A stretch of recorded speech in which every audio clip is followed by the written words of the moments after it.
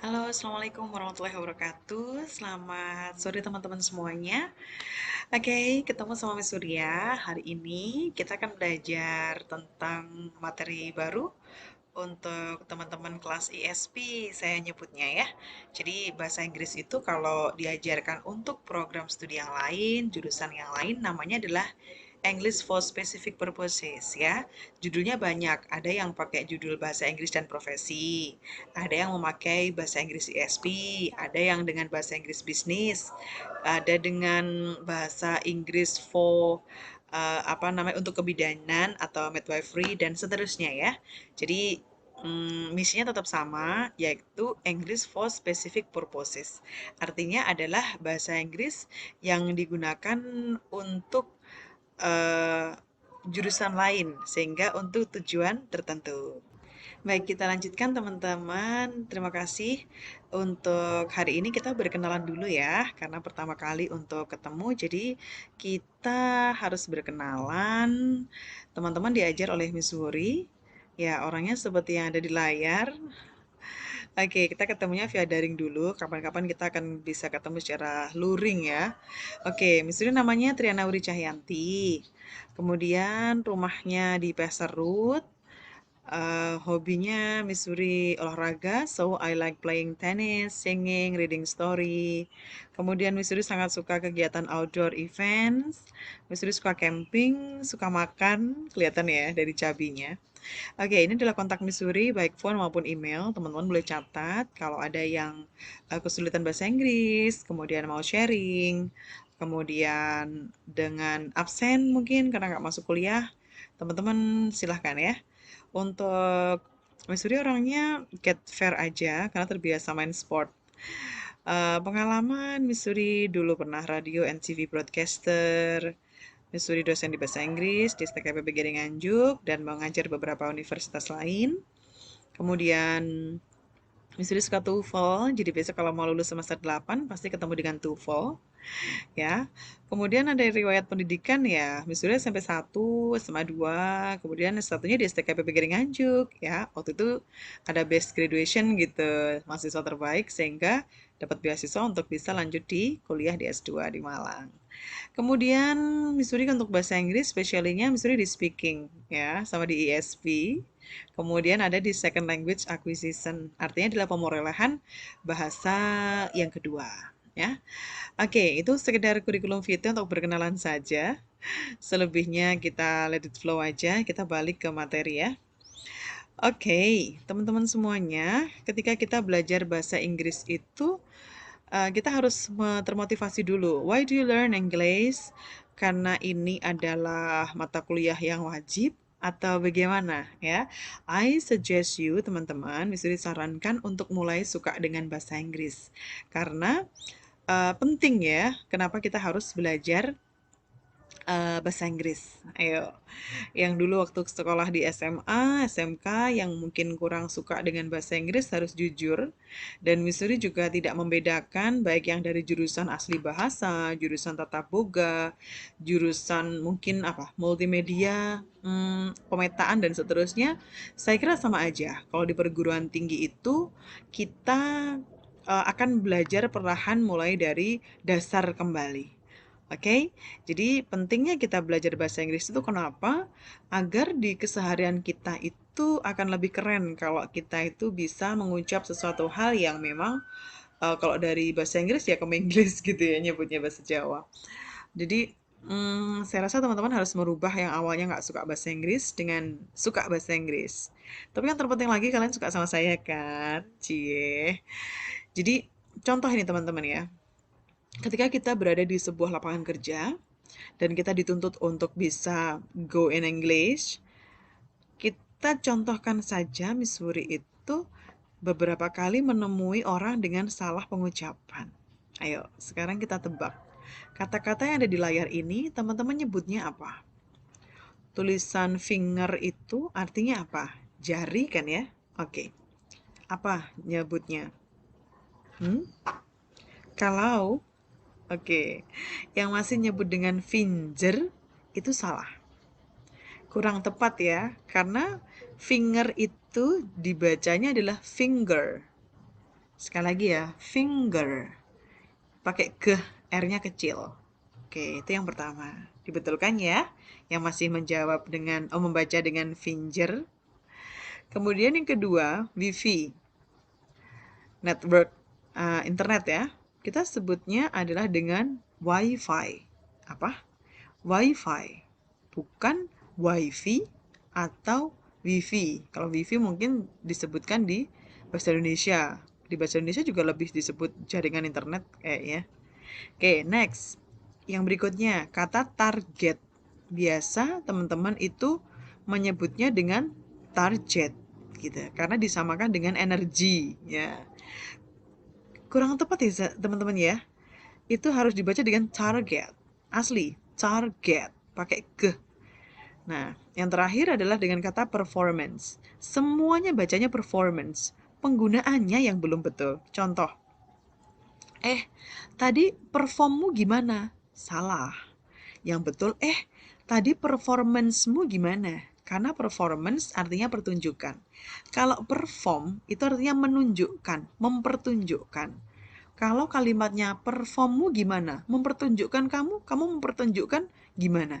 Salah secara arti. Ya, karena penempatannya keliru. Yang betul adalah performance-mu gimana? Kalau mau pakai kata perform gimana, Miss?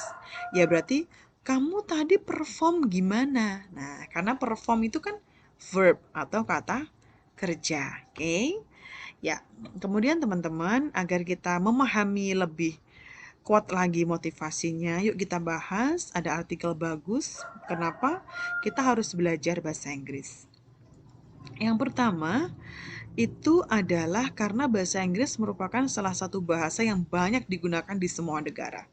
Meskipun kita itu bahasa Indonesia, hidup di Indonesia, tapi look, semua sosmed yang kita pakai, sosial media yang kita pakai use in English kan? Gadgetnya, HP-nya juga pakai bahasa Inggris. Laptop, komputernya juga in English. Kemudian kalau kita mau pakai Instagram atau Facebook, itu sudah bahasa Inggris kan awalnya. Nah, kita tetap harus memenuhi hal itu. Sehingga negara-negara lain tuh kalau berkomunikasi tetap memakai bahasa Inggris. Kalau nggak gitu, kita nggak mau belajar bahasa Inggris, nanti jadi jago kandang. Ya, hanya ngelupuk di situ aja, nggak mau go ke luar daerah. Karena takut nggak bisa communicate with other people. Salah satu syarat mendapatkan beasiswa sekolah ke luar negeri. Nggak hanya beasiswa saja, kerjaan juga ya. Kalau yang sekarang, kalaupun kita nggak kerja ke luar negeri, masalahnya itu orang luar negeri yang kerja di kita. Sehingga kalau kita komunikasi nggak bisa memakai bahasa Inggris, meskipun terbata-bata. Like Korean ya, orang-orang Korea itu nggak boleh belajar bahasa Inggris, nggak wajib di negaranya. Tapi mereka tetap akan harus belajar, karena kalau artis kan tetap harus roadshow kemana-mana. 3, salah satu syarat untuk bekerja. Nah, syukurnya di kampus kita itu di STKP PGRI Nganjuk ada tes TOEFL di akhir ya, atau mungkin di semua kampus juga ada. Jadi sehingga teman-teman itu kalau nanti lulus semester 8 akan wajib tes TOEFL untuk syarat yudisium, sehingga surat keterangan pendamping ijazahnya salah satunya adalah sertifikat TOEFL. Oke, tetap bersabar ya mendengarkan Miss Suri mengajar secara daring. 4 adalah memperluas jaringan atau relasi secara online. Karena kalau mau teman banyak, pasti harus bisa menyesuaikan bahasa yang digunakan. Lebih enaknya lagi angka 5 mempermudah jika kita berkeinginan jalan-jalan ke luar negeri.